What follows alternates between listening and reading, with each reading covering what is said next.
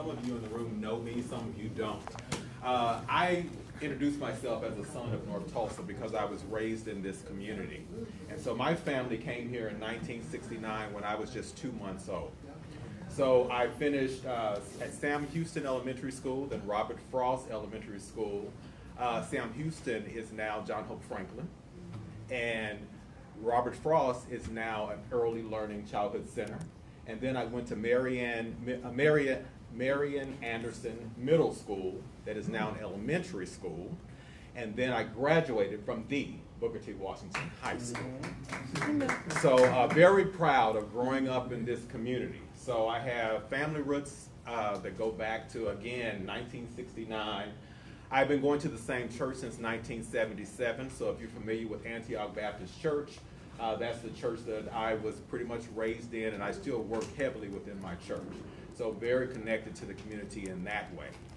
I have 2 children that both graduated from college last year. And so I'm very excited about that because one of them is off the payroll. One of them decided to go to grad school. And so, but they are doing well. I'm a widower, have been since 2018. And so for 7 years, I have been a widower. And so that journey has been a challenge for me, but had to keep going when those things, life experiences happen to us. And so, but again, really excited about doing this work in North Tulsa. I've been engaged with North Tulsa in some way doing work since about 2007. And some of you all remember there was a report released that year that indicated that residents in North Tulsa were dying 14 years earlier than residents in South Tulsa. At that time, I was working for the Tulsa Health Department. And so one of the things that we did is some intensive community engagement because we wanted to share that data point with the residents, but we also wanted to ask them, what do you think needs to be done in order to improve the health outcomes for this community? And it was the first time that the health department did anything like that. And so they engaged residents for about 9 months asking that question. But one of the things that we kept hearing is, why doesn't the health department have a physical footprint in this area? So you're here, you're asking us, how can you help this community, but you don't have a physical building in this community? And so we began to hear that question a lot. And then the community began to design for us what they wanted in a health department. And they said to us, we want a traditional health department, at least all the things that you all offer, but we also want some things that you don't offer. So they told us that they wanted a walking trail, and they wanted a basketball court, and they wanted a community garden, and they wanted a demonstration kitchen where people could learn how to cook healthy, because so many people were dying in this community prematurely as a result of heart disease, cancer, stroke, and diabetes. So apparently, what we're eating is killing us. So they wanted a demonstration kitchen. They also wanted space inside of a building where they could meet and they wouldn't be charged to meet. Because at that time, what was closing? A lot of the rec centers. And so where they were coming together to meet or engage as community was no longer an option. And so we captured all of this information over those 9 months. And then I went to the Board of Health and I shared all of that data with the Board of Health, thinking that they might say, okay, that's good information for us to know. But in that one single meeting, the Board of Health ended the meeting by saying we will raise the money to build this facility. And so in 2 years, we raised the money. And we built a 30,000 square foot facility at 56th Street North and MLK Junior Boulevard. And everything that the community said they wanted has been operational in that building since 2012. So when you listen to the community and you bring to life what the community says that they want, do you think it makes a difference? It certainly makes a difference. And so that is what Northside Neighbors is all about. And so, but that's a little bit about me. I did work for the Tulsa Health Department for 29 years. I retired on January 20th of this year. And the very next day, I started as the executive director of Northside Neighbors. And so many people have asked me, why did you do that? The reason that I did that is because I feel like it's an emergency. North Tulsa has been neglected far too long. Amen. And so I felt like if I really want to make a difference, I didn't have time to take a vacation. I needed to start day one on this work that I want to lead in this community. But what I recognize is that there are already some great partners that are doing great work. So the Phoenix District has been doing work for a long time. As the founder, Tracy Chandler's in this room, who used to invite me to all of the early meetings, and I used to come. And so I want to applaud you because I'm seeing the evolution of the Phoenix District work, and I think that's fantastic. And now you have an executive director that's going to help you to elevate even more so. So I'm excited about that. I remember when Crossover started as a church, and I was hearing about what they wanted to bring to this community, and now look at what has happened. 2 clinic locations, a wonderful community center that we're sitting in right now, and the work that they're doing regarding housing, and then the additional work that they've been doing with Hawthorne, and the plans for even more work outside of that, their schools. So it's fantastic what I've seen start here and then emerge into something wonderful for North Tulsa. So we want to engage with partners. And so we'll talk about some other partner engagement that Northside Neighbors has already engaged with as I share my presentation. So that's a little bit about who I am.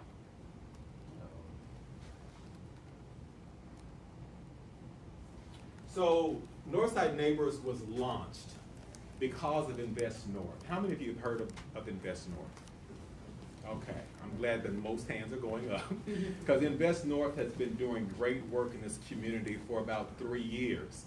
But one of the things that they learned, and this is from community engagement, is that there needed to be a neighborhood organization that was on the ground in this area focused on specific work. And so that's how Northside Neighbors came to be. So we want to bring opportunity and prosperity to residents who live in 2 neighborhoods, Whitman and Hawthorne. So those are the 2 neighborhoods that we're focused on, and they're right here on the 36th Street corridor. So they're, and what we've learned is when we travel around the country, is that if you want to really impact the community, you have to do it at the neighborhood level. So you can't do it all over North Tulsa, because there are 5 zip codes that comprise of this community. So it's really tough to impact an entire community when your focus is that large. So neighborhood work is extremely important. Our goal is to be successful in Hawthorne and Whitman, and once we're successful there, what will we do? Expand to other neighborhoods. But we have to do this intensive work in this community first. One of the things that happened last year is that Invest North engaged with Be Well Community Development Corporation, because they wanted to conduct a series of listening sessions for residents who live in Hawthorne and Whitman. And they engaged 500 residents over several months. And what do you think the one thing that we heard in every meeting when we engaged with residents that they said was a major problem in this community? Food. Stray dogs. Stray dogs. So sitting here hearing Sherry, who I used to work with, and Hannah share about what they're doing to address that issue, I am so glad to hear that, because that's one of the things that we heard. The other thing that we heard is that they wanted a neighborhood organization that was laser focused on meeting their needs and working with them. And so they were tired of seeing development happening in their community, and they didn't know what it was. So they were driving by, seeing things happen, and they were wondering what was that, but didn't know who to contact to even ask. And so Northside Neighbors' focus is doing work with residents so that any development that happens in this area is with the community. Amen. So that's extremely important. We want to become a purpose-built model. And some of you are familiar with Growing Together, or how many of you are familiar with Growing Together? In East Tulsa, and of course Ed is, because he used to work for them. But in that particular community, more than 15 years ago, they started doing this work around becoming a purpose-built community. And so they are a purpose-built member, and if you go into that area now, it is transformed. And so the goal is to do that same thing here in North Tulsa. The good thing about what's happening in North Tulsa is that there's already work going on. So we see beautification going on Peoria and also on 36th Street. We also see what's happening as far as Envision Comanche is concerned. So the first phase of that project hopefully will open this fall. And then right across the street where Comanche used to be is 6 additional phases. We see what Crossover is doing. And it's just amazing to have this facility in this area. And then we also know that Capital Homes plans to build single-family homes in this area east of where Comanche used to sit. And then Habitat plans to build about 40 homes in this area. And so what's good about that is that there hasn't been that type of neighborhood development in this community in over 50 years. And so it's amazing to see what is happening. Now, is that all that needs to happen? Absolutely not. So people want more than just housing and better schools. They want to see a commercial corridor developed where they can shop in their own neighborhood instead of having to go outside of their neighborhood to shop. Absolutely. We have Oasis here, and a lot of people shop at Oasis. But when we ask residents where they go to shop, many of them are going to Sand Springs, are they going to Owasso, are they going to Sprouts. okay. Okay. Are they going to 15th and Peoria to shop and research? And so we want people to shop in their own neighborhood. And so growing up here, I can call out at least 7 grocery stores that were in this community. And so I remember when Brown Duncan was in this community, or when the 36th Street Event Center was a skating rink, or when there were shoe stores and you had optometrists and you had private primary care docs all over the place. Everything you needed was in this community. And so over the last 40, 50 years, all of that has pretty much gone away. And so the goal now is to bring that back. And so we're seeing a start, but there's just so much that needs to be done. And so that's what Northside Neighbors wants to do, to be a part of being in a partnership with others to revitalize this community. And in doing that, we want to protect the legacy residents, those who have traditionally lived here. Because oftentimes the focus is on bringing new folks to the community, but what about those who have been here for 40 and 50 and 60 years? We want to make sure that the development that happens in this community, we also think about them.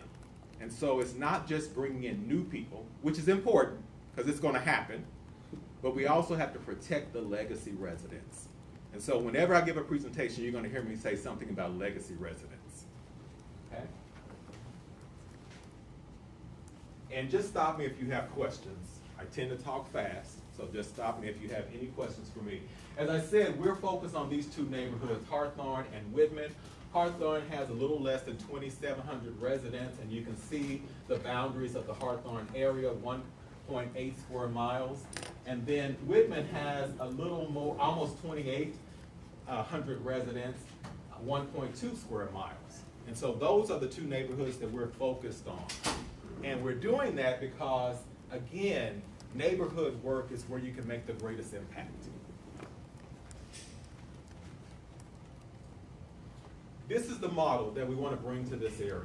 And as you can see, at the very center of this model is neighborhood residents. And I changed it to resident engagement because we have to do this with residents. If we don't do it with residents, then we're making a huge mistake. And I can tell you for a fact that there is many things that have happened in this community, have been brought to this community without residents, and most of those things have failed. And so if residents are not on board, you're not going to be successful. So we understand that. And so intensive community engagement is a huge part of our work. And then Northside Neighbors serves as the community quarterback. And when I say Northside Neighbors is the anchor, and I say that because the anchor is here to stay. We are not going anywhere because there have been so many startups and people get excited about those startups and then all of a sudden you look up and they're gone or you don't hear anything from them. Northside Neighbors, again, is here to stay, all right? I didn't say this, but Northside Neighbors is an LLC under the Tulsa Community Foundation. So we have support that really helps us to be able to stand up a solid organization for the long haul. And so I just wanted to mention that. So the 4 pillars of this work is cradle to college education. And so we want to start at infancy and make sure that we're starting with when children are very, very young, because learning starts once a baby is born. And so one of the things that we heard even when my wife was pregnant with our children, that it was important for her while she was pregnant to listen to classical music. And so she would go into the baby's room that we had prepared and she would just play classical music. And they said it helps the brain to develop even while you're carrying the baby in the womb. And so she did that. I think it worked. I encourage it. Because my kids are very, very smart. I think in some ways smarter than me, or so they think. But we have to start very early. And so we know we have an educare in this community, a high quality early learning center right here in this neighborhood. And what we want to make sure is that we have more children from this community accessing that educare. So then they're prepared for what? Pre-K and kindergarten. And we have 2 elementary schools in this community. I have met with both principals. And what was interesting, both principals pretty much told me the same story about how those schools are struggling and why they're struggling.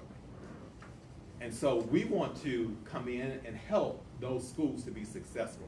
Because if your high quality early learning center is not successful and your elementary schools are not successful, how can your middle and high school be successful? So we want to improve the feeder pattern starting in educare all the way through McLean. Yes, ma'am. I would like to see that slide modified, Yes, ma'am. cradle to college / trade school. Okay. Yeah. I hear you, because we know that not everybody's going to go to college. Right. But a part of our work is making sure that we're creating a pathway so that whatever a young person wants to do, whether it's go to trade school or college or go directly into the workforce, they're prepared to do so. Right.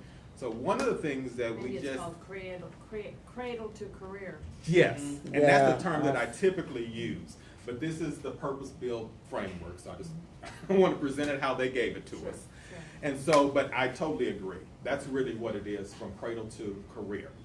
But last week, we partnered with Madison Strategies, and some of you are familiar, they're in the room, and I appreciate that, as well as the Dream Center, because we launched a GED program. And you may ask, why did we launch a GED program? Isn't there one already in the community? And that was the first thing I learned day one when I started in January. There wasn't a GED program in the community. And I said, what happened? And so we learned the reasons why there wasn't one, largely because of funding, our priorities changed. And so, but we needed to stand up a GED program. And so we have partnered, and we had our official launch last week. And in June, we will have our first cohort. So really excited about that. The goal is to graduate 60 students by December. That's an audacious goal, but we believe we can do it. So the instructors are hired. We've purchased the equipment that is needed. The classes will be held at the Dream Center. You can also do it online, self-paced on your own, and an instructor will always be available to you. But we're not only making sure that people have a GED, we're also making sure that they're connected if they want to go to college, if they want to get a job, if they need workforce training. So those things have to be in place too. So we're not going to just get a GED and drop you. So how do we connect you so you can become gainfully employed? That's Yes, so great. My mom, after she retired from Tulsa Public Schools, worked with the Drumright GED program that was up at John 316. And one of the things that she told us was that not only did the people coming through that program need to pass the GED and math and English and all that stuff, but they lacked a lot of life skills. Right. And so she ended up sharing recipes, teaching them sewing and things that. So I would just ask that everybody in the program is aware that the people coming in may need more than the book knowledge. Absolutely. And the Expanding it is what right. she's saying. I mean, the programs are already existing, so maybe helping them getting into some of those other kind of life skill programs and financial literacy and all that good stuff. Absolutely. And that's one of the reasons why the Dream Center is involved, because they offer a lot of ancillary programs that these students can participate in. And then Northside Neighbors is going to be doing some of the same type work. And so we want to make sure that we provide well-rounded education to those who go through that GED program. Yeah. So, That's great. but very good point. The other thing that we're going to be doing as it relates to cradle to college is we want to make sure that we work with parents because a lot of parents had a poor experience in school. And so if you had a poor experience in school, maybe your child going to school is not as important to you. And so what happens is that a lot of children miss a lot of school. And both Whitman and Hawthorne experience high absenteeism rates. And that's one of the things that we have to close that gap. Right. Because if children are not at school, they cannot learn. Right. So how do we address that issue? So we've got to figure that out. I think it is, you have to work with parents. Right. You know, and because most parents really want their children to be successful. But if you had a poor experience, you may not understand of making sure that your child eats before they go to school, that they get up on time, that they show up. And then they may not even know how to help them with their homework. But there are other resources where they can get help. So those are the types of things that we want to do. So moving on to the next pillar, let me start mixed income housing. And so we see a lot of that happening in our area. So really excited about what the Tulsa Housing Authority is doing and other partners. But do you think that's all we need? It's just one unit of mixed income housing? No, we need much more. Because a lot of times, when we did our community listening sessions last year, residents were telling us, we want to be able to shop in our neighborhood, we want grocery stores. You know, they told us all these things that they wanted, but is the community, is it dense enough so that it can sustain those things? And so it's not. And so you have to have more housing come to this area. So we're extremely excited about what is happening already, but we need more. So that's going to be a part of our work too. And I want to emphasize not just mixed income housing, but high quality mixed income housing. We don't want substandard stuff coming to our neighborhood any longer. We've had enough of that. So we want something that's built to last and that's attractive. And so North Tulsa residents deserve it. So we're going to be working on that. And then community well-being. We talked about this a little bit earlier when I was telling you my work with the health department. We want to make sure that residents are connected to healthcare resources, including mental health. We also want to make sure that we create third places where residents can come together and engage with each other.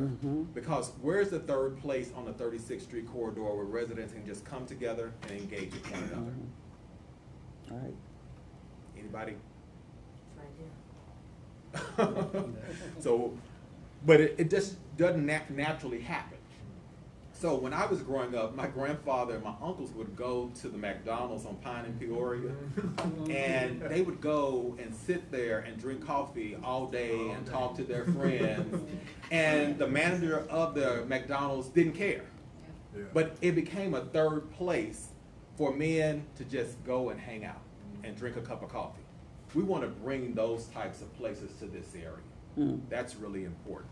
And so it says community well-being, but I renamed that community belonging. You want to feel like you belong in this community and you're engaging with your residents and you know who your neighbors are. And some of us, you know, we might wave at our neighbors, but we don't know their name. We don't have a conversation. And that used to be so different when I was growing up in this neighborhood, because everybody on my street knew my mom and my two younger brothers, and if we did anything wrong, before we got home, my mother already knew. And then she just took the word from the neighbors. We couldn't even explain, but we, you know, more than likely we're doing something we should. But we want to bring that sense of community back to this area. And then lastly, economic vitality. Certainly economic development. You all know that we have the Peoria Mohawk Business Park located in this area. There's a manufacturing company there, Muncie Power, and there are some residents from North Tulsa that work for that particular company, but they have cleared off a lot of land where we could bring in 2 or 3 more companies. And there has been a lot of energy trying to identify a company that wants to come to this area, but also wants to benefit the residents who live here. Right. And hire from this community. And hire from this community. And I can tell you that there are some companies that are very interested in locating their company here, but when they said they didn't really want to benefit the community in that way, they were turned down. As they should That has be. happened. And so we want to be very intentional about bringing companies so that the community can benefit. Right. So, and economic vitality, we also want to increase the median household income. So the average median household income for Whitman and Hawthorne, how much do you think it is? No, it's not that much, I don't think. $29,000. Yeah. $29,000 a year. And so we know the median household income for Tulsa is around 65 to 70,000. So there is a huge gap. So our goal is to raise the median household income for this area. So we want to help people to become gainfully employed, and not just to have a job where it's paycheck to paycheck, but a career where they can take care of themselves and their families. So those are the 4 pillars that we're operating in. So again, I've been here 4 months in this role. I want to tell you a little bit about some of the things that we have been doing so far. We are neighbors. We're in the neighborhood on 36th Street. Our address is 930 East 36th Street North. We officially moved in last week, but not only do we have office space, we also have 1,000 feet of community space. So you can host your meeting there. You can come in and get a cup of coffee or tea or a snack. You just come by to say hi. But it's west of the crossover clinic. So in walking distance from where we are right now. Yes, ma'am. You know what you need to say. It's connected to the liquor store.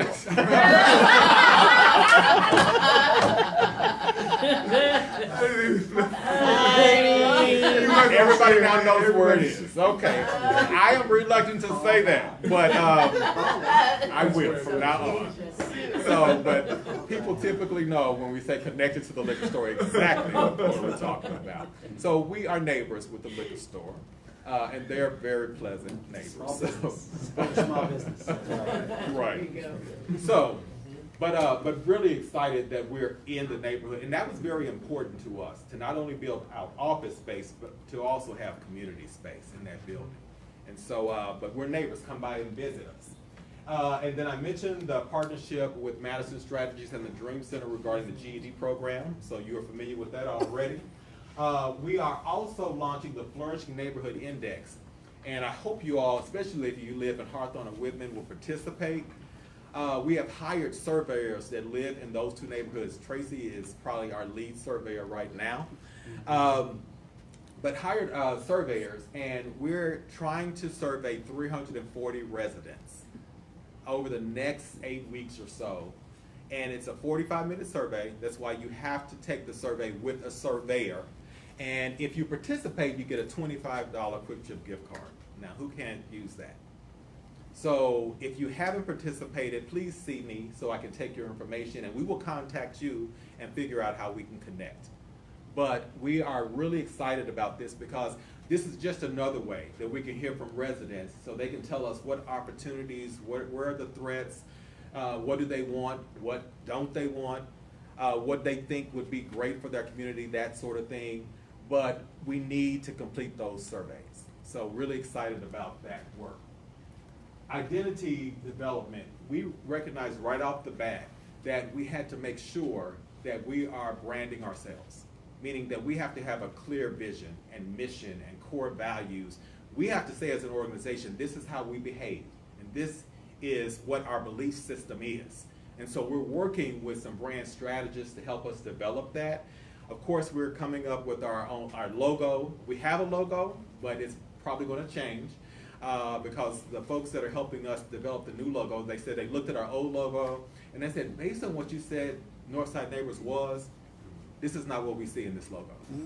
And so they want to change our logo. Some are unhappy about that, but it's necessary.